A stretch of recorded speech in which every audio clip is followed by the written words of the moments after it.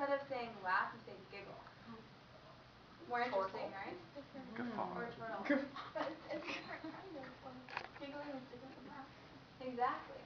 So it changes the meaning of the sentence. If you're just saying she laughed, What if that's you what don't she really was know. doing? Then you would say it, but you could be a little bit more descriptive too. So you have these wide array of verbs open to you, and I would just encourage you guys that when you're writing, just check to see what you're really trying to say with the sentence and with a verb, and see if there's a more descriptive way you can say it to really pull that reader in to your experience and have them kind of living it with you. Yes. Miss Fitz, what happens if, like, sometimes when I write, I want to use these cool words like trod, or, I don't know, like confess and stuff like that, but what if you don't actually use those words when you talk? Does it matter if you put them in your writing, or does that make your writing not sound real? Does that make sense? Exactly. I understand what you're asking. I think what you're getting at is there's different forms of writing. Like we use a different form of writing when we're texting versus when we're writing a paper versus when we're writing an email. Is that what you're getting at? Well, I'm speaking, I think mostly when we have to do, essays for your class or whatever, and you want to make your writing good and interesting and do all these cool verb forms and things, but you don't know if they actually fit because, like, when I'm talking to Brian, I'm not going to use those words. I'm not going to say, hey, Brian, I trotted through my homework, or however you do it. It might be a little odd, but you definitely could say that. I think that my suggestion to you, although you are free to communicate your ideas in whatever form you want, that you should use specific things for specific forms. So if I'm going to I'll use a different lingo for texting versus emailing versus specific essays versus talking to my friends. So I don't necessarily would tell a fellow teacher that I just trod through my lesson today. I might say it was difficult or I had a hard time, but I probably, if I was writing about it, I might use a more descriptive word because it's language and it's written, so you don't have the availability of having a conversation about it. Right, Forrest? Yeah. Exactly. Okay. So moving on, let's talk about active versus passive voice. Elizabeth, do you know what passive voice is? No. Okay. Anyone, can you help Elizabeth out? What would be an example or a definition of passive voice? That's like what you use in your labs when you're writing on labs for science, right? I don't know how to describe it, but like you have to use it. Okay. Do you have an example of something you might say in lab that would be an example of passive voice? Well, everything is like you say, will have done something. I don't know how to describe it exactly, how to define it exactly. Okay. Does anyone have an idea, or just throw out what you think even? Yes, Abby. I think it's that there's not a subject with the verb, because my dad always tells me that passive voice when it's like mistakes were made, like who made the mistake, just like avoiding the subject. Like the mistakes are being acted upon, they're just kind of receiving, like they were made. So what if you say that? Shelby, I know you wouldn't do this, ever make a mistake, but Shelby made the mistakes. Then it makes it more personal and makes it more interesting and actually tells what's going on versus saying the mistakes were made. Well then, who did it? Who's at fault? How do we know what's going on here? That's kind of similar to what we see in number 1 of the book was made by her. So what does that really tell? Like, does it give her ownership of the book that she made or that she wrote? Or is it just showing that the book, it just kind of laid there and it was made by her? What's another way we can say that? You don't have to just change that verb, you can change the whole sentence to make it an active, where she is acting upon the object. She published the book. Okay. She wrote the book? Okay. That's adding, like you were saying, adding the subject to the verb. Yes, Passive always bad though, because like sometimes you don't know like who made the book, or like it was like you found it and like I don't know, do you say like someone made the book?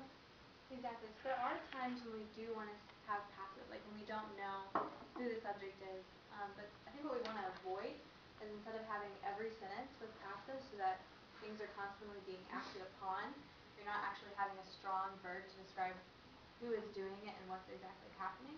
But there are instances in which you must use passive voice. So I would encourage you to look for, in your own writing, you can circle the be verbs, which are the passive voice, is or was were, and the like, and try to see if you can fix them. Now if it does change what you're trying to say, change the meaning, then you need to evaluate whether you need the passive voice there, or whether you can change it.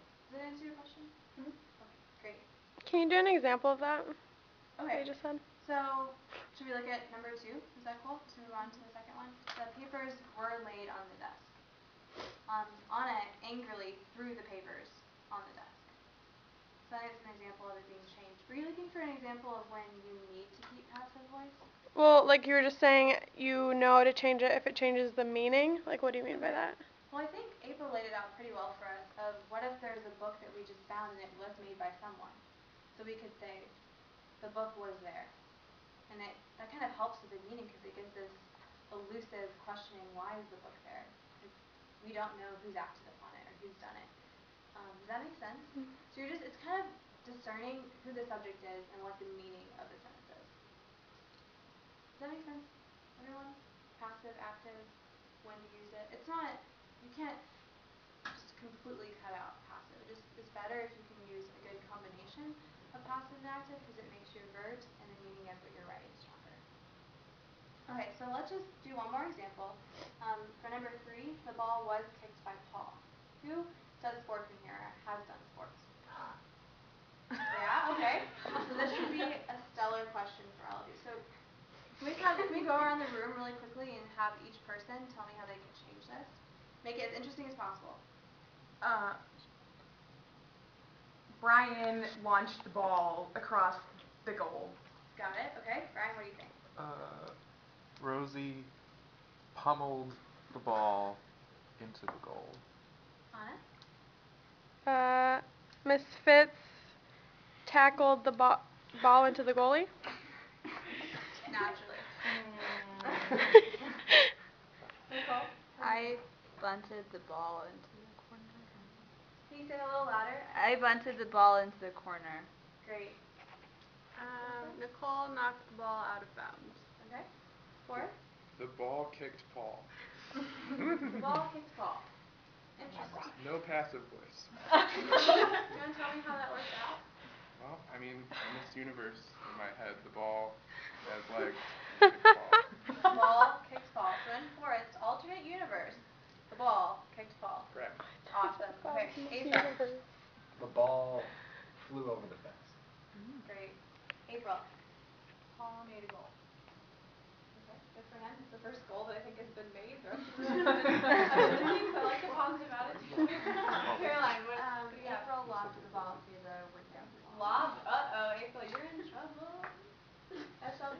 Caroline viciously kicked the ball to the ref's head. Wow. Pretty, wow. Elizabeth tripped over the ball and fell on her face. Oh no, so sad. What do you have?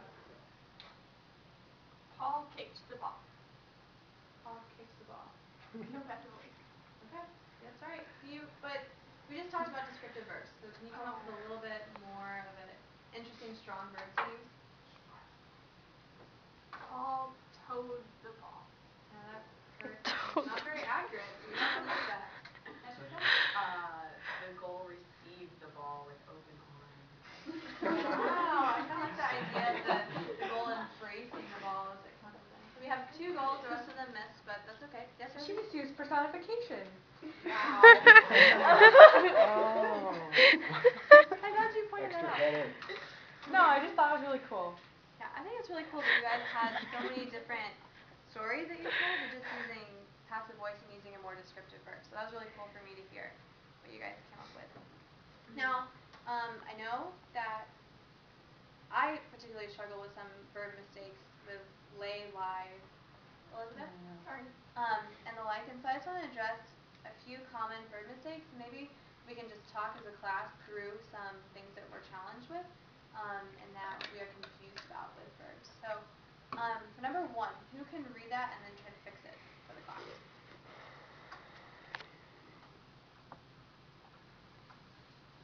Yes, Nicole? I think I will lay down. It should be lie instead of lay. I think I will lie down. Great. Number 2?